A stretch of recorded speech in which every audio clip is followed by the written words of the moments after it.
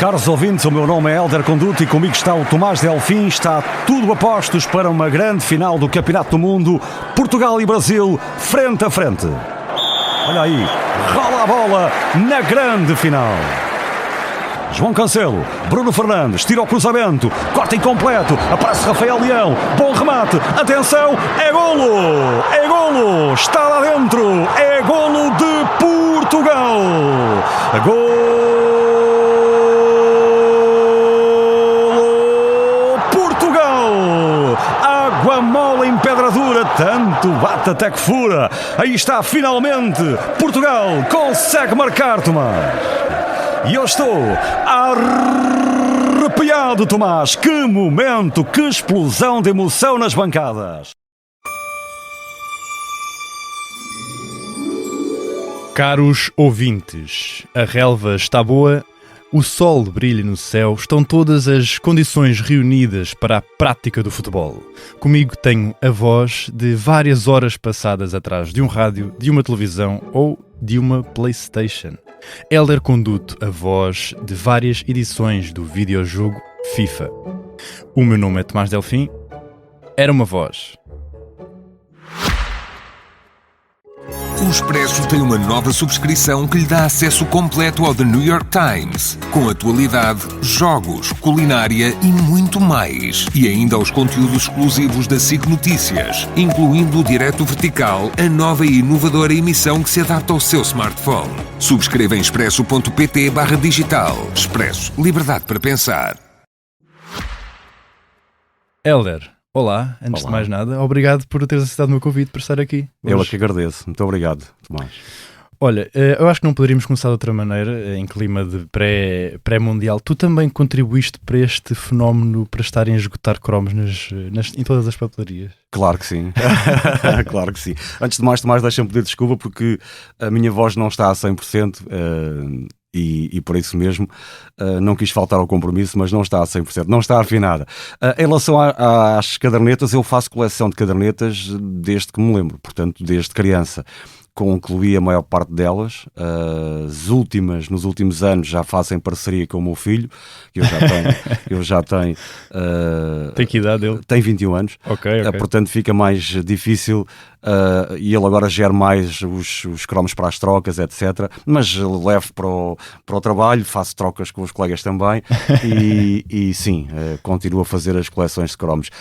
Nunca se perde esse fascínio. Então já é uma tradição. Este ano é incrível a forma como houve adesão um pouco por todo o mundo. E é incrível porque nós chegamos a um quiosque para comprar os cromos e está tudo esgotado e andamos a trocar informação para saber onde é que há o quiosque certo para abastecer de cromos. Mas assim, claro, faço a coleção.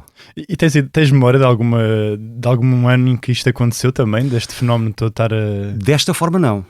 É curioso, não é? É bastante curioso. Eu vou muitas vezes ali ao Recio para acabar as cadernetas, enfim, comprar os cromos que faltam, etc. Faço isso há muitos anos, mas ter uma adesão tão forte como esta, eu creio que isto é algo inusitado. Okay. Já tens o teu sítio de eleição, então, para ir... Sim, há aí vários, não é? Mas sim. Vamos recuar até 1990. Certo. Tinhas 13 anos e numa tarde de sábado estavas numa carrinha a relatar um jogo entre o Castrense e o Boa Vista dos Pinheiros. Estás bem informado. Como é que achas que foi este primeiro passo naquilo que viria a ser a tua profissão mais tarde? Foi o passo decisivo. Nunca saberei como seria de outra forma, porque não há como voltar atrás, mas de qualquer dos modos eu creio que se não tivesse dado naquele dia esse passo, dificilmente estaria aqui. Há momentos em que nós tomamos decisões, independentemente da idade, e elas marcam as nossas vidas, e a decisão que eu tive, barra coragem de, com 13 anos de idade, tentar iniciar a carreira, foi ousada, foi corajosa, foi uma loucura naquele momento, mas também é preciso situar o tempo, não é? O tempo de 1990 não tem nada a ver com os dias de hoje. Claro. Nós não tínhamos a oferta que hoje existe e estávamos numas férias de verão com os amigos. Eu era um louco por futebol, por desporto, praticava hóquei e era completamente fascinado pelos relatos, porque na altura nós tínhamos 2 canais de televisão, a RTP1 e a RTP2, Pouco tempo depois surgiu a SIC, a TVI, etc. Imaginem o que é termos apenas 2 canais de televisão. Nós, para termos acesso, por exemplo, ao futebol, para quem vivia longe de Lisboa, para ouvir os relatos, etc., tinha que ter a rádio por perto, não é? E criou-se aquele fascínio, desde que eu me lembro, pela rádio, pelos relatos, e eu nunca quis ser outra coisa. Os meus colegas, meus amigos de infância queriam ser isto e aquilo, queriam ser médicos, queriam ser bombeiros, queriam ser futebolistas. Eu sempre disse, eu quero ser, como se dizia antigamente, relatador de futebol. Exatamente. Portanto, relator de futebol. Já tinhas isso na mente? Tinha isso desde que me lembro. Portanto, e houve um dia que eu liguei para a Antena 1, com 13 anos de idade, e disse o que é possível fazer, o que é preciso fazer para ser relatador de futebol. Eu gostava de fazer um relato de futebol na Antena 1. E na altura... Ambicioso. A pessoa perguntou, mas quantos anos tens? 13. Bem, houve uma gargalhada e pronto. Resumindo, disseram-me, cresce e aparece porque és muito novo, tens que estudar, dá tempo ao tempo, não tenhas pressa. E eu, no momento em que desliguei essa chamada da Antena 1, pensei, não, eu não vou desistir. Fui ver qual era o número de telefone da rádio local mais perto da minha terra. Eu sou natural de Aljustrel, no Alentejo. Não havia rádio local na minha terra. Havia uma rádio local a cerca de 20 km em Castro Verde, que é perto de Aljustrel. Eu liguei para essa rádio e fiz exatamente a mesma pergunta. O que é preciso fazer para relatar um jogo de futebol? E a pessoa que me atendeu do outro lado foi ainda mais louco do que eu, porque me disse, o que é que tu fazes? Tenho 13 anos, estudo, etc. Então aparece aqui no próximo sábado à tarde. Tens alguma coisa para fazer? Não tenho, estava de férias, ainda era o início de setembro na escola. E foi assim. Eu apareci lá para fazer o relato e fiz o relato. Ao intervalo, o António José Brito, que era o diretor da rádio na altura e responsável também pelo desporto, e hoje é presidente da Câmara Municipal, curiosamente de Castro Verde, ele disse-me, relaxa, tranquilo, passaste aqui a primeira parte e vais continuar connosco. E aquilo tranquilizou-me e foi o primeiro. Daí para cá nunca mais parei. Há dias estava a fazer as contas com o meu filho. Eu vou para a 37ª época desportiva a fazer relatos de futebol sem parar, sem uma única pausa. Já são alguns aninhos. São muitos anos. Às vezes dá para relaxar com um período sabático, com um outro projeto qualquer. Aqui não, eu tenho de estar sempre a fazer relatos de futebol em todas as épocas, desde aí, dessa tarde. E isso foi também um pouco o resultado daquilo que é a magia de uma rádio local, não é? Ainda mais naquela altura. Sim. Que são rádios que aproximam, são rádios que no fundo também davam esse tipo de oportunidades e tu aproveitaste isso. A rádio tinha uma força que se perdeu um pouco, precisamente com os meios que surgiram entretanto, com outro tipo de oferta, e isso é incontornável. Mas a questão é que eu falo daquela altura, mas poderia ser hoje, para quem quer iniciar uma carreira, seja ela qual for, deve ter essa determinação de ir em busca, não estar à espera que aconteça. E eu acho que nesse ponto de vista dei o passo certo, não é? Independentemente da idade, se nós queremos muito, temos de ir em busca do que queremos, e foi o que eu fiz na altura. Olha, e quando alguém pensa na vida de um relator ou de um comentador até, imaginam-nos com certeza numa cabine, sentados ou algo do género. Queres contar uma história do relato que te fez correr quilómetros do estádio para um café? Isso é uma história gira. Para poderes transmitir o jogo. É uma história gira. Eu fui fazer um jogo, na altura ainda estava na rádio local, eu devia ter por aí 16 anos, sensivelmente, creio que tinha 16 anos. Fui fazer um jogo da Taça de Portugal aos Açores, que era um jogo entre o Operário dos Açores e o Futebol Clube Castrense, que era o clube da rádio. Enfim, da terra da rádio. Sim. E era uma grande responsabilidade, não é? Um miúdo de 16 anos, ir fazer o relato aos Açores, etc. O jogo terminou com uma vitória do Operário por 1-0 e o golo foi de um tal de Pauleta. Foi um dos melhores marcadores de sempre da seleção portuguesa às voltas que a vida dá.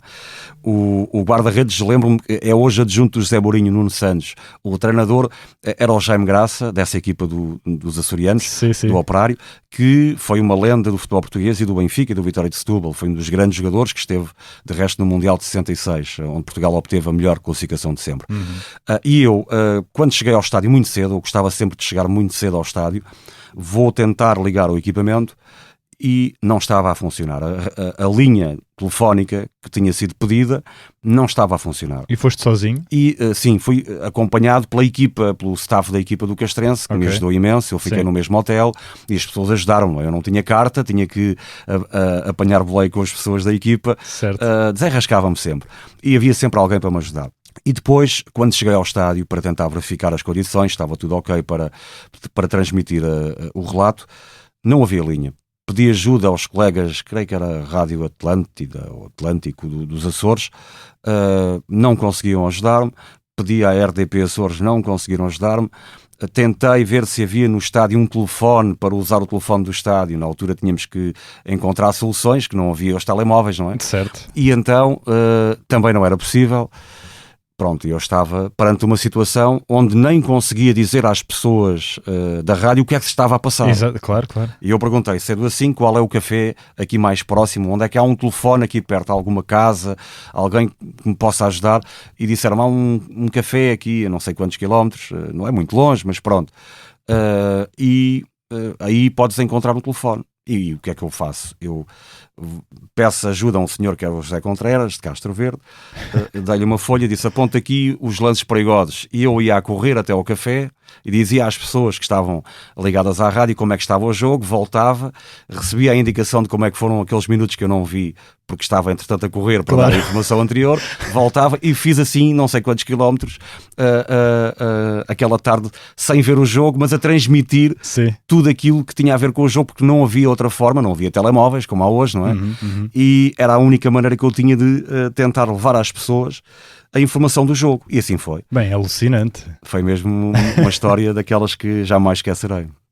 Tu entretanto chegaste a Lisboa para ir para a faculdade estudar, não é? Certo. E começaste, através de alguns contactos e das pessoas a verem o teu trabalho na rádio local, aconteceu um ponto de viragem que resultou de uma entrevista exclusivíssima que tu conseguiste naquela altura, que ninguém acharia que um estagiário, não é?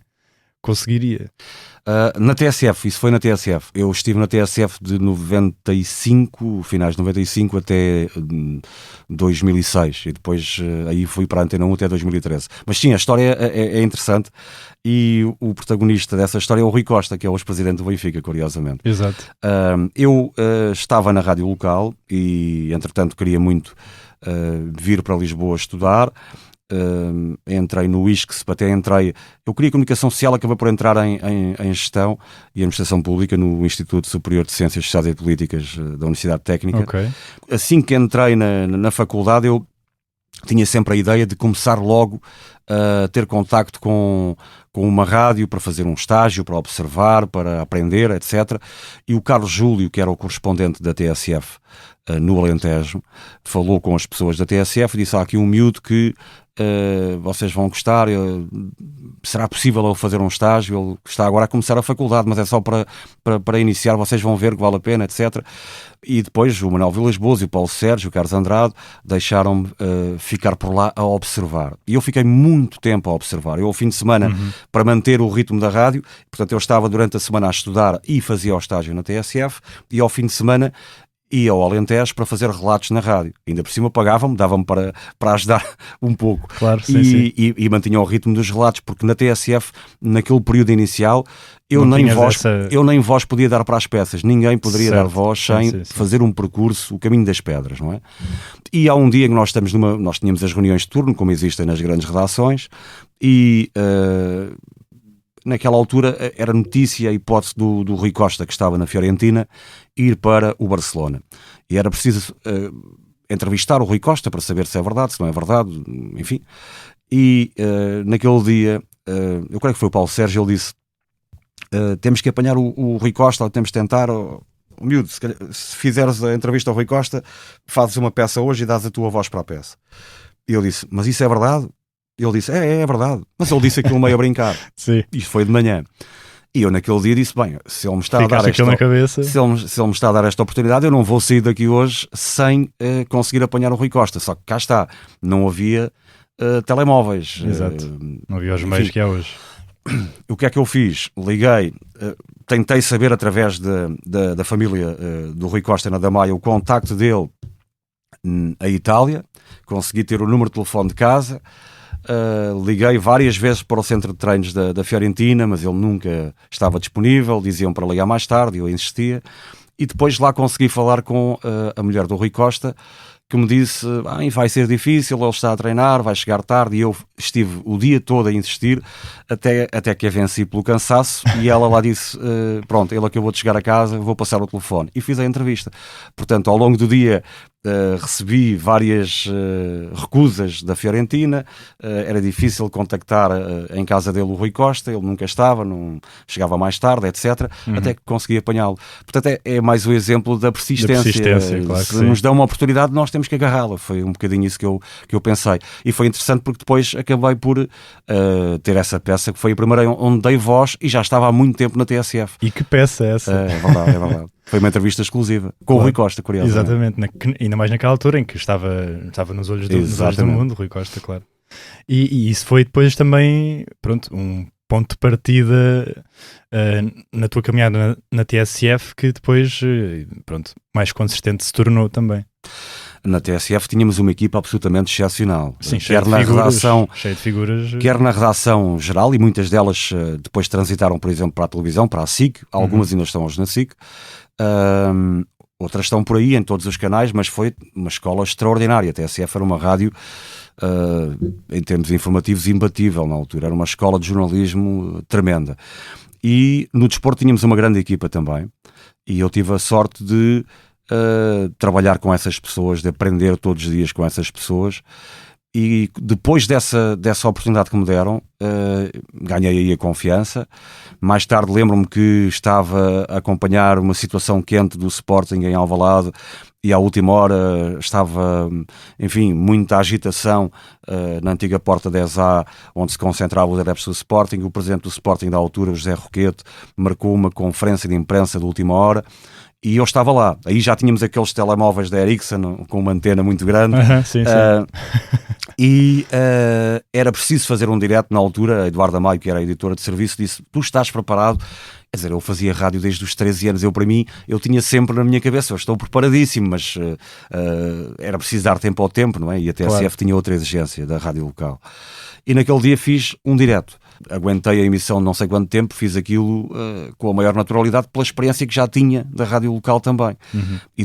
Por tudo que tinha aprendido a vivenciar ali aquele dia-a-dia naquela redação. Toda a escola que já tinha. Claro, e correu muito bem, mais uma vez.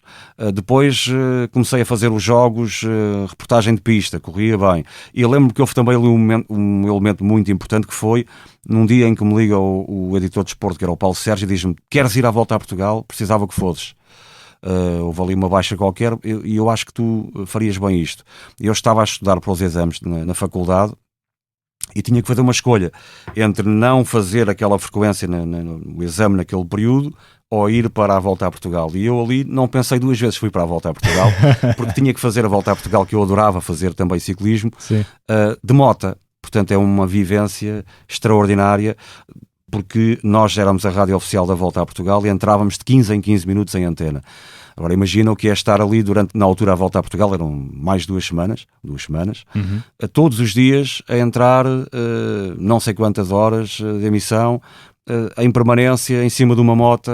Deu-me um traquejo incrível. Claro. Foi uma experiência... Mais do que aquilo que já tinhas. Exatamente, e agarrei. Portanto, em suma, estar preparado para agarrar as oportunidades e não ter medo de as procurar e de as agarrar. Acho que foi isso que acabei por fazer. E depois vieram os relatos, porque o meu sonho sempre foi relatar jogos de futebol. Era o que eu fazia desde os 13 anos, certo. Mas tive que fazer... Inclusivamente em viagens de autocarro. Exatamente, nas excursões fazia...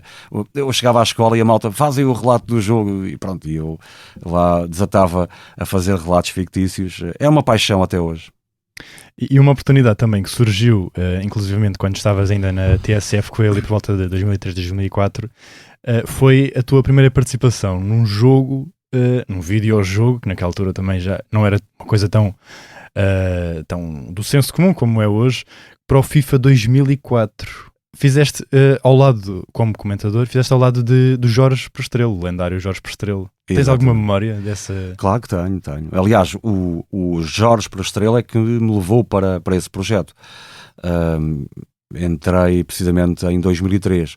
Na altura, a Electronic Arts queria localizar o idioma em português em Portugal, como é evidente, e acabou por convidar a maior figura que eles identificaram do relato, que era o Jorge Prastrelo. Eu era muito amigo do Jorge Prastrelo, era miúdo e ele era um ídolo. Sim. E ele sempre gostou de mim desde o início. Ele até no ar ele dizia muitas vezes: este miúdo, vejo este miúdo que vai longe e tal. Ele estava sempre a elogiar-me, puxava muito por mim e eu aprendia muito com ele, como é evidente, também com os outros todos, o Fernando Correia, o Carlos Daniel, que é a maior figura que eu vi talvez ali em todas as áreas. E ele dizia uma coisa muito curiosa, até inclusivamente na narração do jogo, que era boa tarde, eu sou o Jorge Prastrelo e hoje, na falta de outra pessoa, está comigo o Helder. Isso era... O Jorge era incrível. E então ele diz-me: miúdo, tenho aqui uma coisa que tu vais gostar. Pá, convidaram-me aqui, ele não percebia nada do que era aquilo do jogo, convidaram-me aqui para fazer, dar aqui a voz para um jogo, etc. Epá, e eu dei o teu nome, pá, tu queres fazer isto? Eu disse: epá, claro, se é contigo, vamos embora. Eu também não estava a perceber bem o que é que eles queriam, não é? Sim. Entretanto, eles depois ouviram algumas partes do meu trabalho, porque tinha que ser aprovada a dupla em Espanha, no escritório central, nesta parte, que é Portugal-Espanha, não é? A última palavra. Havia um escritório de Electronic Arts em Portugal, mas depois a última palavra era Espanha, Canadá, etc. Pronto. E eles, em relação ao Jorge, era inquestionável, e em relação a mim eles disseram logo sim, mas naturalmente que foi o Jorge que me levou para esse projeto, e foi extraordinário. O que nós nos divertimos a fazer as gravações, é qualquer coisa de inesquecível. Vocês gravavam juntos? Certo. Gravávamos juntos, muitas horas, muitos dias, e com o Jorge aquilo é sempre mais do improviso, mais caótico. Ele não era o tipo mais organizado do mundo. Só que ele era um gênio, não é? Tinha um talento inato e aquilo saía. E durante as gravações, toda a equipa que estava de acompanhamento da produção, os sonoplastas, etc., tínhamos de parar porque aquilo era tudo a rir com as tiradas do Jorge. Claro. E era muito divertido. Foi extraordinário. E foi com o Jorge que comecei precisamente no FIFA 2004, mas gravado em 2003. Sim. Depois, atenção, porque nós fizemos uma edição especial do Euro 2004. Portanto, sim, exatamente. Foram editados 2 jogos pela Electronic Arts, pela Sports em 2004, e depois gravámos o FIFA 2005 em 2004 e gravámos o FIFA 2006 em 2005, e depois o Jorge morreu em maio de 2005, já com o jogo gravado. Eu na altura pensei, bem, não vou continuar no projeto porque não faz sentido, sem o Jorge não faz sentido continuar nisto. E depois outros amigos do Jorge, muito próximos, a família do Jorge, disseram-me: não, deves continuar até para homenageá-lo, e o jogo inclusive já estava gravado, acho que deves continuar, não faz sentido não continuares. As pessoas da Electronic Arts falaram comigo e disseram que não fazia sentido deixar de fazer, e pronto, e depois acabei por ficar com o David Carvalho a partir dessa altura. Mas foi um momento muito difícil, porque o Jorge era a alegria do jogo, era muito difícil continuar a fazer aquilo sem ele, mas pronto, e a vida seguiu e acabei por continuar. E isto é uma coisa muito interessante, que é o facto de ele, apesar de ele ter falecido, ele deixou uma marca que é indiscutível em vários trabalhos, mas inclusivamente especificamente no jogo, ao deixar a sua voz, meio que está eternizado lá. Exatamente. E as pessoas podem sempre ouvir e recordar, e isso também é um pouco aquilo que eu tento trazer com este podcast, é a eternização da voz naquele produto que é a nostalgia também, não é? Subscrevo em absoluto. Ainda hoje é possível, não é? Consultar o jogo ou jogar. Exatamente. Há até muitos vídeos no YouTube que vão repescar esses jogos mais antigos, e é possível. É maravilhoso recordar esses momentos. As gravações no início não foram nada fáceis, porque o FIFA já tinha o idioma em espanhol, em inglês, enfim, em vários países já existia, mas em Portugal não existia. Nós temos que fazer o trabalho todo de raiz, e aquele trabalho inicial é muito difícil porque temos que criar toda a base para os anos seguintes. e nós até entrarmos no processo de gravação com maior fluidez, enfim, para que resultasse melhor, não foi logo na primeira edição, não foi logo na segunda, as coisas foram passo a passo melhorando, mas com o Jorge tínhamos sempre aquele lado dele que ele não era pessoa de ir para um guião, portanto ele era de improvisar no momento e pronto, tornava a gravação um bocadinho mais longa, mas era mais espontânea, certo, por um lado, e mais divertida por outro. Eu creio que a alma do jogo sempre foi o Jorge. Eu estive sempre em todos os jogos, em todas as gravações, desde o primeiro até o último, em língua portuguesa de Portugal, não é? Porque certo, já existe agora do Brasil, não existia antes. Sim. Mas sem dúvida que a alma ficou sempre qualquer coisa do Jorge, mesmo quando eu fazia com o David, sempre. Até no estilo, na maneira como ele iniciou, eu também procurei pegar nesse legado e cá está, isso eternizou-se, como é evidente. E com certeza que ficou de alguma forma, porque toda a gente também recorda os teus famosos relatos. Como é que era o processo exatamente das gravações? Porque vocês têm um jogo à frente, têm que ir narrando, têm que ir repetindo os nomes dos jogadores de formas diferentes para que aquilo depois durante o jogo propriamente dito fosse automático. Como é que era esse tipo de ginástica? Então, nós recebíamos no início, para que possamos perceber um pouco a evolução do nosso trabalho de bastidores, vá lá, que é o que as pessoas não conhecem. Nós no início chegávamos ao estúdio e tínhamos milhares e milhares de frases para ler, não é? Ou em conjunto ou em separado. E as frases vinham muitas vezes em inglês ou então traduzidas, e as traduções iam chegando enquanto até nós estávamos a gravar. O que é que significa? Que nós estávamos sentados no estúdio a ler cada frase que tinha um código, e tinha que bater certo o sentido daquela frase, aquela frase em concreto. Só que o que acontece? Muitas vezes nas traduções perdia-se o sentido da frase, e nós tínhamos que parar e perceber sim, qual é o objetivo, qual é o contexto, qual é a intenção neste momento em específico. E então nós adaptávamos para o nosso estilo, porque era isso que tornava o jogo mais real possível. Sim, claro. E foi esse cunho que nós fomos colocando no jogo, de torná-lo cada vez mais próximo da realidade, adaptando a frase, o sentido da frase, ao nosso estilo.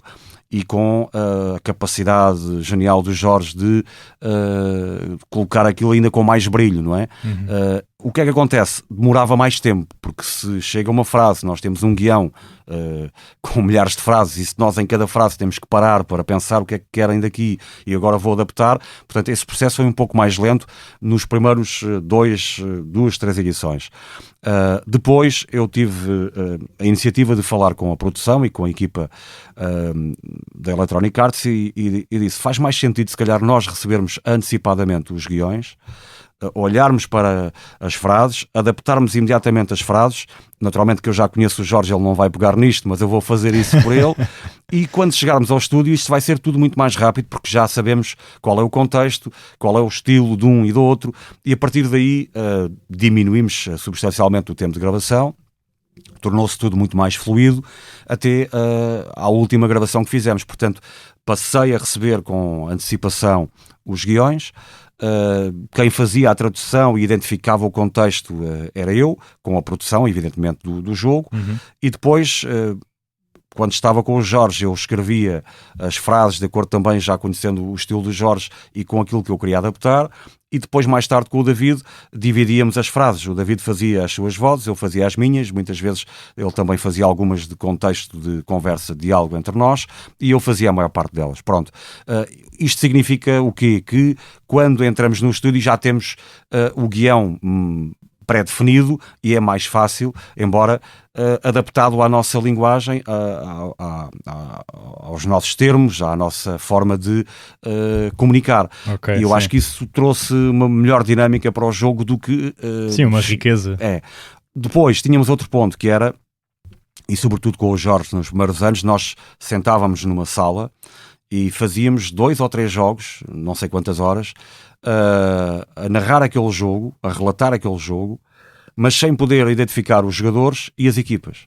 Portanto, imagina estares ali 1h30, depois mais 1h30, a bola vai da direita para a esquerda, da esquerda para a direita, sem poder identificar os jogadores e as equipas. Também fazíamos esse exercício, que era para tornar o diálogo entre nós mais espontâneo, mais natural. E realmente em muitas partes depois selecionadas estavam esses diálogos mais naturais, onde se percebia claramente que não era uma frase lida, não é? Sim. O objetivo que eu tive desde o início, e o Jorge sobretudo, era que não se resumisse a uma frase lida, ou seja, tinha que ser algo falado, que são coisas diferentes, não é? Sim, com emoção, com naturalidade. Pronto, e depois tínhamos várias frases iguais, com ritmos diferentes, com intensidades diferentes, e depois surgiram os nomes dos jogadores e das equipas. Portanto, aquilo são muitas horas de gravação, mas era muito desafiante e era muito divertido. Eu fui ganhando, fui-me apaixonando cada vez mais pelo processo, e gostei muito de participar nesse projeto. Chegaste a jogar, a ouvir? Várias vezes. Certo, engraçado. O teu filho então, com 21 anos, com certeza que jogou? Sim, jogou. O meu filho adora jogar, ainda hoje joga. Eu sei que hoje em dia, com o Ultimate Team, etc., que já não há, as pessoas estão mais focadas na parte da competição, retiram o comentário em português ou em inglês para se concentrarem mais no jogo, porque é muito mais competitivo do que era na altura, que era mais lúdico, não é? Certo. Mas sim, joguei, era interessante, e às vezes também insultava os comentadores, que era muito interessante. Isto é muito engraçado, porque estavas a falar agora aqui da adaptação que vocês tinham que fazer, e tu tens várias frases icónicas. Esse processo de cunhar esses pequenos chavões que ficaram na memória de quem jogou esses FIFAs de 2004 até ali 2014, mais ou menos, 2015. Esse é um processo natural, ou foi mesmo também dessa parte que estavas a falar da adaptação? Porque claro que toda a gente se lembra do água mole em pedra dura, tenta bate até que fura, não é? Isso foi uma adaptação, ou seja, nós tivemos na parte criativa inicial com o Jorge a tentação de que, cá está, introduzir frases que tivessem a ver connosco, que não se remetessem ao guião para aquele momento, e isso é que trazia a beleza e identificava o jogo em português, não é? Certo. E foi aí que o Jorge começou com o ripa na rapaqueca, o que é isso ao meu, aquelas frases que ele tinha. Exato. Eu, como a minha barriguinha chegava e encostava, pronto. A partir dali, eu também, cá está, bebi muito do que aprendi com o Jorge e procurei também criar um conjunto de frases, algumas que eu já tinha desde o meu início na rádio. Qual é que foi a tua primeira? Não sei, talvez. Eu comecei, eu ouvia nas bancadas desde miúdo as pessoas diziam assim, está lá dentro. Claro. E eu comecei, em vez de dizer golo, está lá dentro. Porque era uma coisa que se ouvia na bancada, portanto talvez tenha sido. Depois eu comecei, mas que perigo, porque era uma forma de ficar sublinhada a jogada, que era perigosa, não era mais uma, era perigosa. Depois, sei lá, eu não me recordo onde é que fui buscar aquela do oi, são bem o que eu vos digo, mas ficou, ainda hoje às vezes digo. Depois a do eu estou arrepiado, aquilo foi um jogo qualquer também que me saiu e foi ficando. E depois essas frases nós adaptamos para a nossa forma de comunicar, olha aí, estás armado em Maradona, é? Pronto, isto era uma expressão que se usava muito para quem jogava, para quem olha, isto tem mania que é bom, agora está aqui armado em Maradona, pronto, e eu trouxe isso para o jogo, a parte do, olha aí, está armado em Beckenbauer. Beckenbauer era um jogador extraordinário, que pegava na bola cá de trás, fintava e chegava lá à baliza para marcar, portanto, aqueles que pegavam e queriam fazer fintas e pensar que eram os campeões, ou eram os Maradonas, ou era o Beckenbauer, portanto, e depois essa do água mole em pedra dura, foi buscar também um bocadinho do que é nosso para o jogo, não é? Para não ser apenas e só um guião transversal para todos os países que tinham, enfim, o idioma no FIFA localizado. Agora, é muito interessante porque muitas delas ficaram. E a apresentação dos jogos, olá, eu sou o Hélder Canuto, comigo está o David Carvalho, sejam bem-vindos a este jogo e tal. Às vezes também dizia, ou digo nas transmissões, sobretudo na televisão, isso. Portanto, são coisas que ficam e às vezes misturam-se, não é? Já não sei muito também bem onde faz parte da tua imagem de marca. Faz parte. Sim. Acho que sim.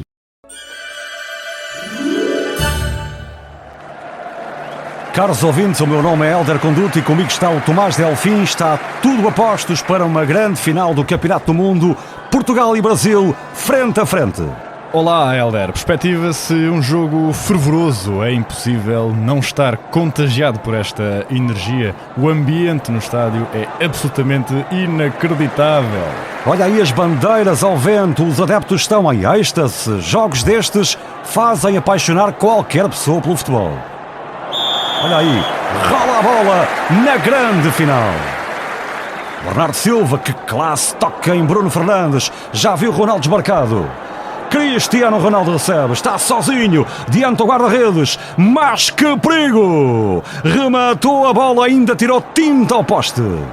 Portugal entrou fortíssimo. Vamos ver se vai manter este ritmo.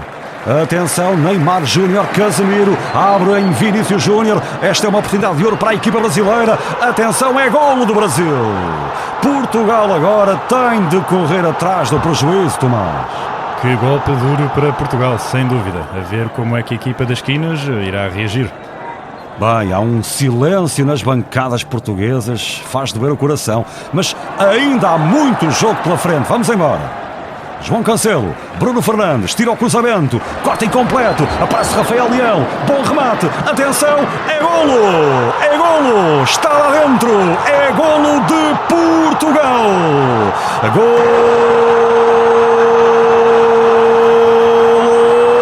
Portugal, água mole em pedra dura, tanto bate até que fura, aí está finalmente, Portugal consegue marcar, Tomás. O estádio explodiu. E eu estou arrepiado, Tomás. Que momento, que explosão de emoção nas bancadas.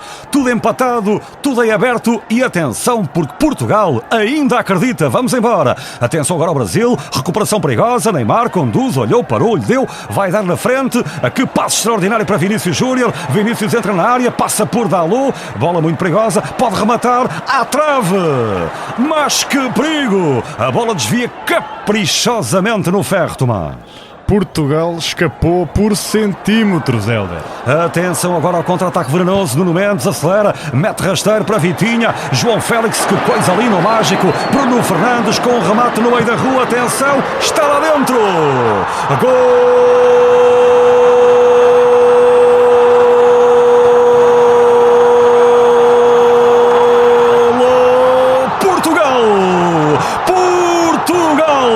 Marca Bruno Fernandes, isto é absolutamente extraordinário. Portugal está a segundos de ser campeão do mundo. O árbitro leva o apito à boca e cai o pano. Acabou, Portugal é campeão do mundo, Tomás. Foi inacreditável. O remate do Bruno Fernandes deixou o guarda-redes completamente às aranhas. Histórico, simplesmente histórico. Isto é inolvidável. Muito obrigado, Tomás, por nos teres acompanhado nesta transmissão.